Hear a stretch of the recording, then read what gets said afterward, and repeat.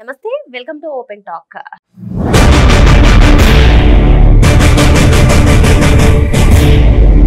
2019 నుంచి 2024 వరకు వైసీపీ హయాంలో జరిగినటువంటి ఏపీ లిక్కర్ స్కామ్ పై ఇప్పటికే సిట్ అధికారులు దర్యాప్తులు చేస్తున్నారు. 12 మంది అరెస్ట్ అయ్యారు. ఇప్పుడు బెయిల్ పైన కొందరున్నారు. మరి ఇటీవల కాలంలో ములకల చెరువు కల్తీ మద్యం వ్యవహారం తీవ్ర చర్చనీయాంశంగా మారి దాని వెనకాల వైసీపీ హస్తం ఉందని టీడీపీ వాళ్ళు, లేదు టీడీపీ నేతలే చేశారని వైసీపీ వాళ్ళు ఆరోపిస్తున్నారు. ఇదిలా ఉంటే అసలు ఆంధ్ర టు ఆఫ్రికాలో వైసీపీ నేత వైఎస్ జగన్మోహన్ రెడ్డి సోదరులైనటువంటి వైఎస్ అనిల్ రెడ్డి, వైఎస్ సునీల్ రెడ్డికి సంబంధించినటువంటి ఇండస్ట్రీస్ లో కెమెరాన్ అధికారులు దాడి చేయడాన్ని ఏ విధంగా చూడాలి, అసలు ఈ ఆంధ్ర టు ఆఫ్రికా మద్యం గోల్ ఏంటి తెలుసుకునే ప్రయత్నం చేద్దాం. దీన్ని విశ్లేషించడానికి మనతో పాటుగా ఉన్నారు సోషల్ యాక్టివిస్ట్ శ్రీలీల గారు. నమస్తే మేడం. నమస్తే అమ్మా. ఏపీ లిక్కర్ స్కామ్ గురించి వైసీపీ అసలు మాట్లాడినటువంటి దాఖలాలు లేదు. కానీ ఎప్పుడైతే ఈ కల్తీ మద్యం వ్యవహారం బయటకు వచ్చిందో దానిపైన తీవ్ర రాద్ధాంతం చేస్తున్నారు.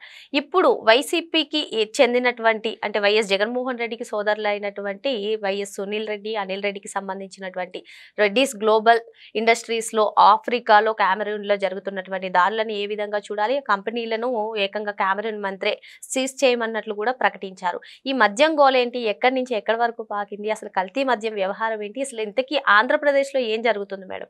అసలు ఆఫ్రికా విషయం తీసుకొచ్చింది పేరు నాని గారు. మొన్న ఏదో పొరపాటుగా అని చెప్పేసి 4 ఖర్చుకున్నాడు. మొత్తం ఆ విషయం ఇంతవరకు రచ్చయింది. అసలు ఆఫ్రికా గురించి అంతకుముందు ఎవరికి కూడా అక్కడ ఇట్లాంటి మద్యం తయారు చేస్తున్నారని, ఇట్లాంటివి ఉన్నాయని ఎవరికి తెలియలా. ఆయనే మొన్న పాపం ప్రెస్ మీట్ పెట్టి అనవసరంగా లేని విషయాన్ని తీసుకొచ్చేసి జగన్మోహన్ రెడ్డి గారి ఫ్యామిలీ మెంబర్స్ని ఆయనే ఈ రోజున దొరకబుచ్చాడు. అదైతే వాస్తవం. ఎందుకంటే ఆ మధ్య అంబటి రాంబాబు గారు కూడా ఇదిగో ఈ సోషల్ మీడియాకు సంబంధించిన వ్యక్తి ఇదిగో మా ఇంట్లోనే ఉంటాడు, వచ్చి అరెస్ట్ చేసుకో ఎనీ టైం అని ఎనీ ప్లేస్ అన్నట్లుగా డైలాగులు చెప్పేశాడు. పాపం వాళ్ళు వచ్చి అరెస్ట్ చేసి తీసుకెళ్లారు. ఆ రోజున అరెస్ట్ అయిన వ్యక్తి చూపు చూడాలి, ఓ రేంజ్ లో చూశాడు అంబటి రాంబాబు వైపు. ఈ రోజు కూడా ఈ మద్యం కుంభకోణం ఏదైతే ఉందో దీనికి సంబంధించిన దాంట్లో అనిల్ రెడ్డి, సునీల్ రెడ్డి, జగన్మోహన్ రెడ్డి కజిన్స్. అసలు వీళ్ళ గత చరిత్ర ఏంటి అంటే వీళ్ళల్లో ఒకరు ఈయనకి సహాయకుడిగా జైల్లో ఉన్నారు అనేది ఒకటి. మరి గతంలో వీళ్ళు ఏదో ఈవెంట్ మేనేజ్మెంట్లు ఏవో చేసుకుంటూ ఉన్నారు. కానీ ఇన్ని ఆస్తి పాస్తులు ఎక్కడి నుంచి వచ్చినాయి? 2019 తర్వాత విపరీతంగా ఆస్తులు పెరిగిపోయినాయి వీళ్ళకి. ఎలా పాసిబుల్ అయింది అది అనేది కూడా ప్రతి ఒక్కరికి ఒక పెద్ద క్వశ్చన్ అది. మరి ఈ రోజున చూస్తే అసలు ఆఫ్రికా ఏంటి, అక్కడ ఏం జరిగింది, ఈ శాచెట్ విస్కీ ఏంటి? మేడం, ఆఫ్రికా అనగానే మనం అక్కడికి వెళ్ళి పరిశ్రమలకు పెట్టుబడులు పెట్టారు, ఫుడ్ ఇండస్ట్రీస్ పెట్టారు, ఇలాంటివి వింటూ ఉన్నాం. కానీ ఆఫ్రికాలో మీరు అన్నట్టు ఈ షాచెట్ విస్కీ ఏంటి, ఈ కల్తీ మద్యం వ్యవహారం ఆంధ్ర టు ఆఫ్రికా ఏ విధంగా చూడాలి? ఆంధ్ర టు ఆఫ్రికా అసలు ఎవరు, ఏం జరిగింది, ఎలా తయారు చేశారు? ఈ జే బ్రాండ్స్ కల్తీ మద్యం అంటే జగన్మోహన్ రెడ్డి గారికి చాలా బాధాకరమైన విషయం. ఆయన్ని చాలా తక్కువ అంచనా వేసి తక్కువగా కల్తీ మద్యం అంటే నచ్చట్లేదు అనేది ఈ మధ్య ఎక్కువగా వినిపిస్తుంది. జే బ్రాండ్ అంటే చాలా బాగా నచ్చుతుంది అనేది. ఈ జే బ్రాండ్, ఈ శాచెట్ విస్కీ అనేది ఏదైతే ఉందో దీనిలో ప్రాణాలు తీయటానికి హానికరమైన ముడి పదార్థాలు ఎక్కువ స్థాయిలో ఉంటాయి. దాని ద్వారా ప్రాణం ఈజీగా పోతుంది, ఎక్కువ మంది ప్రాణాలు కోల్పోవటం, అది ఈజీగా క్యారీ చేయొచ్చు, తీసుకోవచ్చు. కాబట్టి వాళ్ళు దానికి ఎక్కువగా అలవాటు పడటం కానీ దానివల్ల ఎలాంటి ఇబ్బందులు జరుగుతున్నాయి అక్కడ మంత్రి స్వయంగా రంగంలో దిగి ఆ ఫ్యాక్టరీలు క్లోజ్ చేయించారు, సీజ్ చేయించారు. మరి అదే మద్యం ఏదైతే ముడి పదార్థాలు ఆ ఫార్ములా ఉందో దాన్ని తీసుకొచ్చి ఆంధ్రప్రదేశ్లో వీళ్ళు తయారు చేసి బాటిల్లో నింపి జనాల ప్రాణాలు తీయడానికి కారణమైంది. అంటే ఒక మనిషి ప్రాణం విలువ వీళ్ళకి అసలు అర్థమవుతుందా? అంటే రప్పరప్ప నరికేసే వాళ్ళకి ప్రాణం విలువ ఏం తెలుస్తుంది అనేది మనకి ఈ రోజున అర్థమవుతున్న విషయం. సొంత బాబాయ్ రక్తపు మడుగులో లీటర్ల కొద్ది రక్తం పోయి మరి ఆ విలవిల్లాడిపోతుంటే తలలో ఉన్న బ్రెయిన్ ఆ పార్ట్స్ కూడా బయటకు వచ్చేంత కిరాతకంగా నరికి చంపేశారు. ఇంతకంటే ఘోరం ఇంకోటి ఉంటుందా? మరి అలా సొంత రక్త సంబంధీకుడైన అలా చంపిన వ్యక్తులకి రాష్ట్ర ప్రజలు ఒక లెక్క అదే కనిపిస్తుంది. అందులో పేదలంటే జగన్మోహన్ రెడ్డి గారికి అస్సలు పడదు. మనం చూసాం, సింగయ్యని కారు కింద తొక్కిచ్చేసిన తర్వాత ఆ కుటుంబ సభ్యులను పిలిచి కనీసం కూర్చోటానికి కూడా వాళ్ళకి అక్కడ ఎటువంటి సౌకర్యాలు, పాపం అంత సౌకర్యాలు లేకుండా ఉన్నాడు జగన్మోహన్ రెడ్డి గారు. కూర్చోడానికి కుర్చీ కూడా లేదా? మీ వల్ల వాళ్ళు బాధింపబడ్డ వ్యక్తులు. మరి వాళ్ళని కూర్చోబెట్టకుండా నుంచోబెట్టి మాట్లాడేసి ఆ అబ్బాయిని పట్టుకుని ఆ అబ్బాయి చొక్కాకే దుడుతున్నాడు ఇట్లా. అట్లాంటి వ్యక్తి జగన్మోహన్ రెడ్డి గారు. మరి ఈ రోజున చూస్తే అనిల్ రెడ్డి, సునీల్ రెడ్డి, మరి వీళ్ళ పాత్ర ఏంటి, ఈ మద్యం తయారీ ఏంటి, దీనివల్ల ఎంతమంది? లిక్కర్ స్కామ్ లో కూడా మనీ రూటింగ్ చేసింది వీళ్ళిద్దరే, అనిల్ రెడ్డి, సునీల్ రెడ్డి పాత్రే చాలా కీలకం అని చెప్పి సిట్ అధికారులు. ఇక్కడ గత కొన్ని నెలల క్రితం ఒక ప్రముఖ ఛానల్లో చెప్పింది ఏంటంటే, ఈ సునీల్ రెడ్డి అనే వ్యక్తి నివాసం, అతని ఇల్లు హైదరాబాద్లో ఉంది.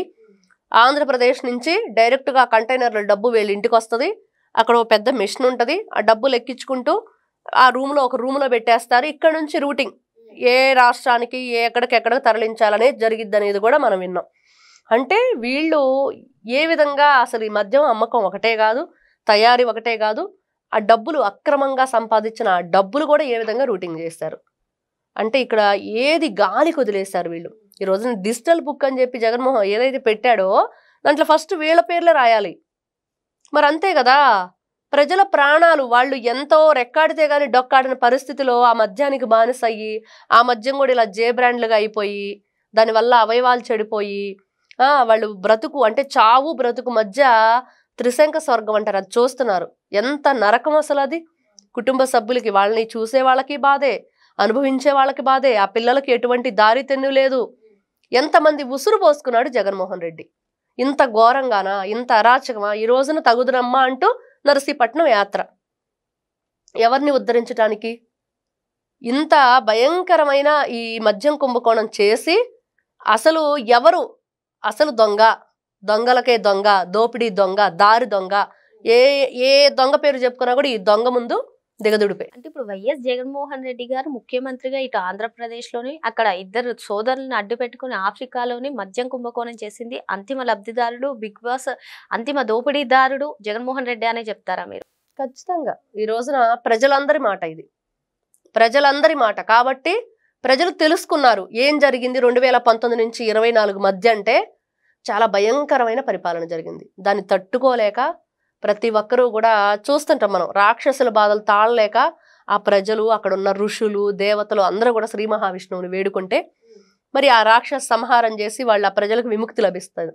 ఇక్కడ ఇంకో అంశం మేడం, ఇక్కడ ఆంధ్రప్రదేశ్ లో సిట్ అధికారుల కన్నా ముందే అక్కడ ఆఫ్రికాలో చర్యలు తీసుకుంటారంటారా? ఆఫ్రికా పోలీసులే అరెస్ట్ చేస్తారంటారా జగన్మోహన్ రెడ్డిని? అంటే ఇప్పుడు ఏదైతే అది సీజ్ చేశారో ఫ్యాక్టరీ, అసలు దాని మీద అక్కడ విచారణ జరుపుతుందా లేదా కూడా మనకు తెలియని విషయం.